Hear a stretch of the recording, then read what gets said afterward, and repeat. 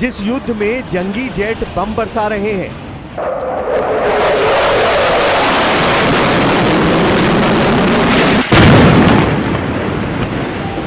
जहां हाइपरसोनिक मिसाइलों के धमाके हैं, जहां पर हाईटेक ड्रोन से हमले हो रहे हैं,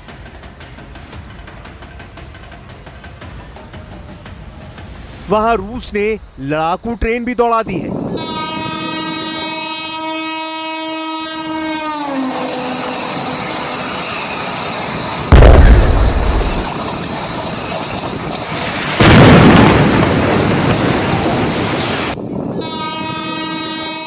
यूक्रेन की तबाही के लिए पुतिन ने लड़ाकू ट्रेन युद्ध में भेजी है। रूस की ये फाइटर ट्रेन येनिसी के नाम से कुख्यात है, जिसके जरिए यूक्रेन तक हथियारों की सप्लाई में तेजी लाई जाएगी। बम बारूद की मात्रा कम न पड़े, इसका इंतजाम किया जा रहा है।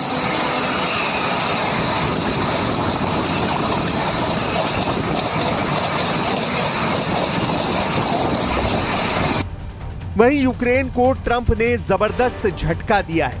जिस अमेरिका के दम से ज़ेलेंस्की ने रूस से युद्ध का जोखिम मोल लिया, वही अब युद्ध से भाग खड़ा हुआ है।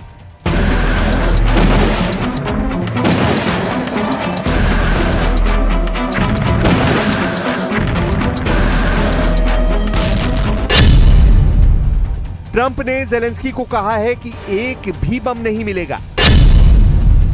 ट्रंप की वार्निंग, अब पुतिन से अपने दम से लड़े यूक्रेन। ट्रंप की धमकी, यूरोपीय देश यूक्रेन को हथियार न दें। ट्रंप का चैलेंज, अब पुतिन से युद्ध जीत कर दिखाओ।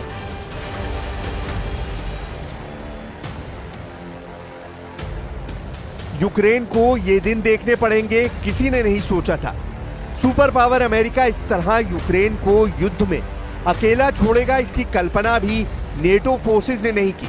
लेकिन ये तल्ख हकीकत है, अमेरिका ने यूक्रेन की हथियार सप्लाई रोक दी है। यूक्रेन के डिफेंस और अटैक दोनों हथियारों का संकट गहरा गया है। अमेरिकी हथियारों ने अब तक यूक्रेन को बचा रखा है।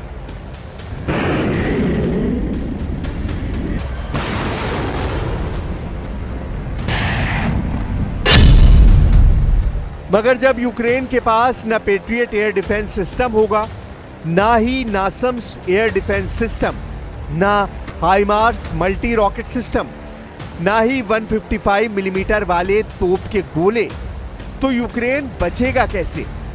अमेरिकी जंगी जेटों के बगैर पुतिन से क्या युद्ध जीत पाएगा यूक्रेन?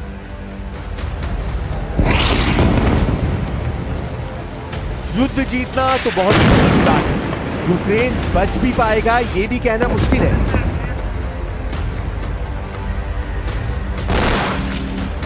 मगर जब रूस यूक्रेन युद्ध में फैसले की घड़ी आ गई है, जब पुतिन और ज़ेलेंस्की ने सभी हथियारों को युद्ध में इस्तेमाल करना शुरू कर दिया है, जब सबसे भयानक युद्ध में एक भी गलती भारी पड़ सकती है, तब अमेरिका ने यूक्रेन को धोखा क्यों दे दिया है? सुपर पावर ने यूक्रेन की हथियार सप्लाई क्यों रोक दी है? क्या अमेरिका यूक्रेन की जीत नहीं देखना चाहता? क्या ट्रंप ने पुतिन से कोई सीक्रेट डील कर ली है? इस सवाल का जवाब नेटो तलाश रहा है। यूरोपीय यूनियन भी ट्रंप के फैसले से परेशान हो गया है। अमेरिका ने यूक्रेन को जंगी हथियार देने से साफ मना कर दिया है, वो भी ऐसे हथियार जिनके बिना ज़ेलेंस्की की जीत मुमकिन नहीं। अचानक ऐसा क्या हुआ? कल तक पुतिन को सबसे बड़ा विलन बता रहे ट्रंप अचानक क्यों पलट गए? प्रेसिडेंट पुतिन को वॉकओवर देने से ट्रंप को क्या फायदा है? बात बहुत गहरी है। पेंटागन इस बात को उजागर नहीं करना चाह रहा, हालांकि पुतिन को सब पता चल चुका है। रूस को जो चाहिए वो ट्रंप ने कर दिया है। अमेरिका ने पेट्रियट मिसाइल सिस्टम, सटीक तोप के गोले, हेलफायर और दूसरी मिसाइलों की सप्लाई रोकी है। यूक्रेन इन्हीं मिसाइलों को F-16 लड़ाकू विमानों से रूस पर हमले कर रहा है। वहीं अमेरिकी एयर डिफेंस के जरिए यूक्रेन रूस के हमलों से बचता है। हालांकि अब हमले और बचाव दोनों मोर्चों पर यूक्रेन कमजोर पड़ सकता है।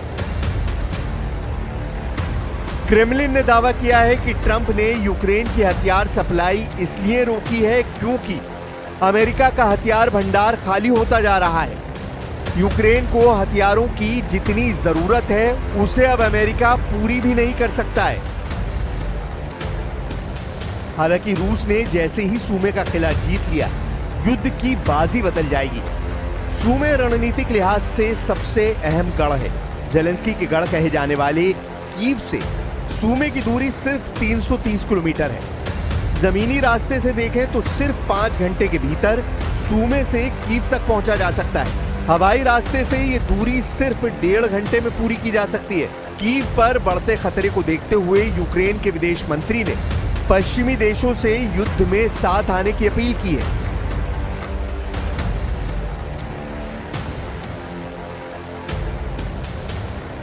Російська армія – це вже не армія 2022 року. Вони також здобувають бойовий досвід, вони також застосовують новітні технології, випробувані на полі бою, і вони також авансують в розвитку своєї оборони, чи свого оборонного сектору і оборонних промисловостей. І це загроза не лише для України, це загроза для трансатлантичної безпеки. जमीनी लड़ाई में रूस का ट्रैक रिकॉर्ड भी शानदार रहा है। अब तक युद्ध में रूस ने नेटो फोर्स के ज्यादातर टैंकों को तबाह कर डाला है। यूक्रेन की जमीन पर लड़ने पहुंचा जर्मनी का मेन बैटल टैंक लेपर्ड अब रूस की सड़कों पर ऐसे घसीटा तक गया है। नेटो के बड़े हथियार जिनको पुतिन ने जहन्नुम रसीद किया है,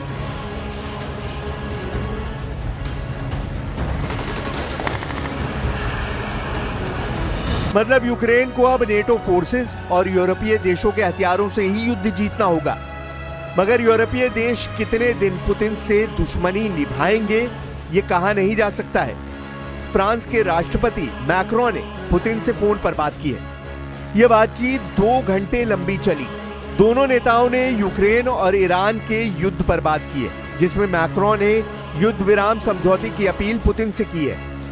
क्रेमलिन ने इस फोन कॉल की पुष्टि करते हुए जानकारी दी है कि पुतिन लंबे वक्त तक शांति समझौते के पक्षधर हैं। फ्रांस ने बातचीत की पहल की है।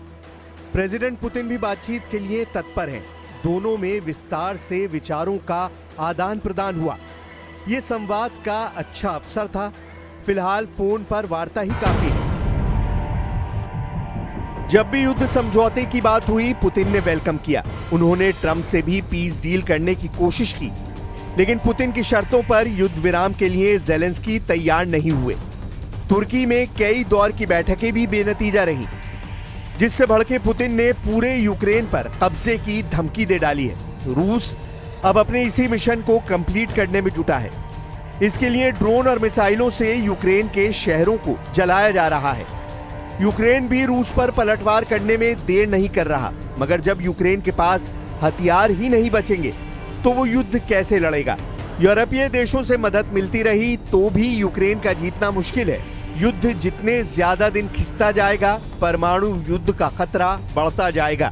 न्यूक्लियर युद्ध में रूस से टकराने का मतलब तबाही है। पुतिन के पास दुनिया के सबसे ज्यादा एटम बम है, दुनिया की सबसे खतरनाक मिसाइलें हैं। पुतिन ने परमाणु धमाके शुरू किए तो यूक्रेन ही नहीं यूरोप भी खाक हो सकता है। युद्ध का ये दौर ना आए, इसकी कोशिशों में ट्रंप जुटे हैं। वहीं पुतिन के लिए एक मुश्किल और खड़ी हो गई है। जेलेंस्की के लिए यही एक राहत की बात है कि अजरबैजान पुतिन को आंखें दिखा रहा है। अजरबैजान और रूस पड़ोसी हैं। दोनों की सीमाएं एक दूसरे से लगती हैं। दोनों की दुश्मनी की 2 वजह हैं। पहली, अजरबैजान की अमेरिका से दोस्ती। दूसरी, अजरबैजान की आर्मीनिया से दुश्मनी। पुतिन ने अजरबैजान आर्मेनिया के युद्ध में आर्मेनिया का साथ दिया था। अजरबैजान ने पुतिन से सीधी टक्कर लेना शुरू कर दिया है। अगर बात बिगड़ती है तो रूस यूक्रेन जैसा एक्शन अजरबैजान में शुरू हो सकता है।